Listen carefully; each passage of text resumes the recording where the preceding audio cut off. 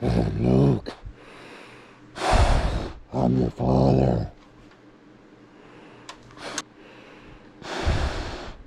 Can't talk right now. Oh yeah, this thing.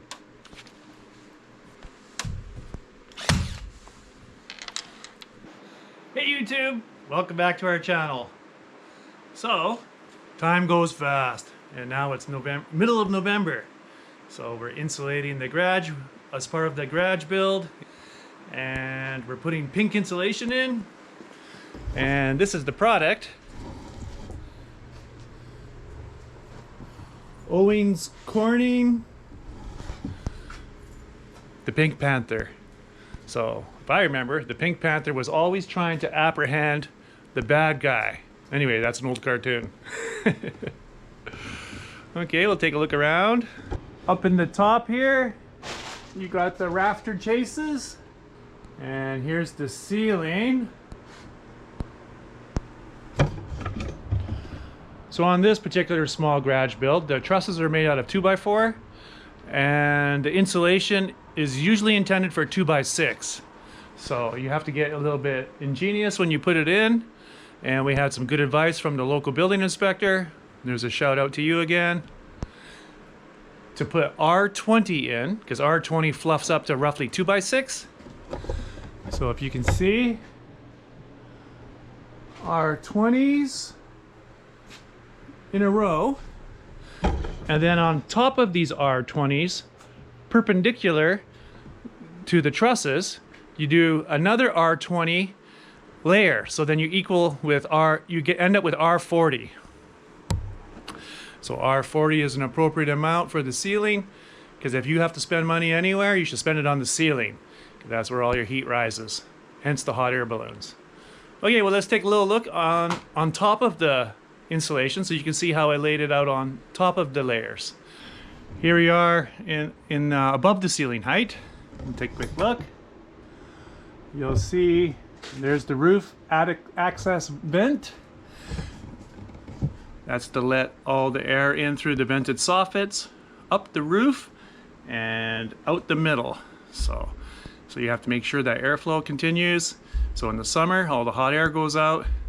And in the winter too, the cooler, moist air still goes out. So this will be on the cold side of the vapor barrier. There's the layers.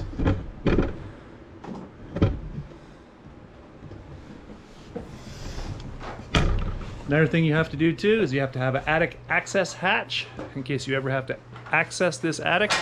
This attic is short in height. It's only 4'6" or 4'10", but you still have to have attic access if you ever have to access it. So the code for attic access doors are 30 inches long by 1 truss space wide. In our case, it's 24.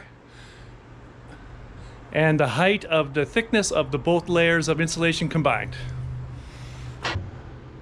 There's the box. And then now that you're using 2x6 insulation in a 2x4 truss, you have to get a little bit ingenious to keep it up while you're installing it, because it wants to fall out. So use a stapler and you staple the edges to the edges of the trusses. Meanwhile, it's not growing season anymore, but the missus... Say hello. Hello. What you doing today? These dahlias were from cuttings that I took in the late summer, early fall, and they've gotten too big to go under the lights in the house. So I'm hacking them down a bit and taking a fresh tray of cuttings. They probably won't be planted outdoors, but cuttings from cuttings will be planted outdoors hopefully next June. I just wanted some extra insurance to keep the varieties. These are some of my favorites. So Small World and Cocoa Puff and Copper Boy. Maybe a picture here. Here. And here. And also, this is the lavender propagation tables.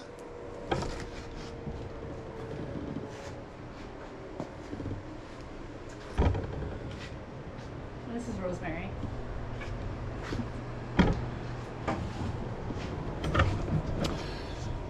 So this garage probably end up being a she shed, maybe with lavenders in, hence the insulation and vapor barrier. Okay, so being an off season, we'll have a lot of different things to show you guys. Rides up the mountain, some of our game cam footage, and some trips around the local area, enjoying what the local area has to offer for us. So it's very, very awesome. Okay, back to the show. Or, on with the show, this is it. Woo! Okay, this is the magical way Owens Cornies shoves pinks in bags. Here, let's check it out.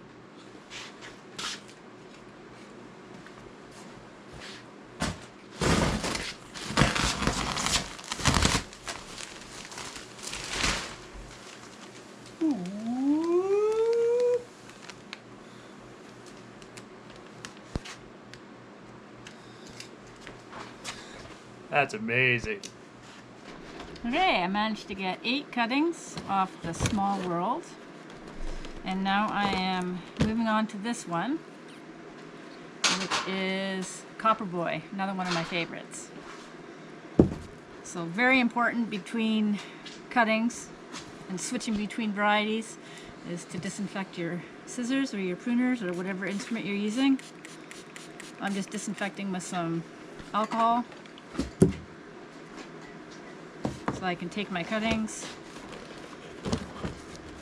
And then also very important is that you label them, because you will not remember a month from now or even a week from now what variety it is. So I've marked these all Small World and November, and then when these ones are all taken and laid out, I'll mark those. We'll speed you up into hyperspeed, and presto, just like that, it'll be done. Okay, here we go.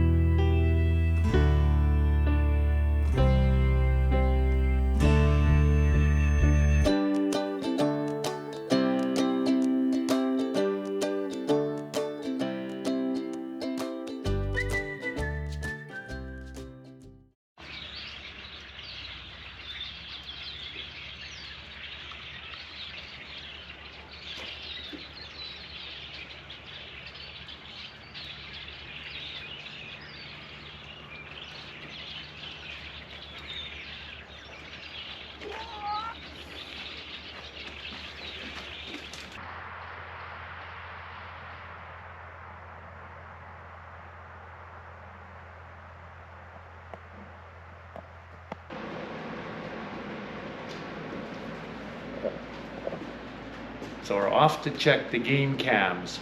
So we have game cams set up on game trails on our upper mountain. So let's go have a look.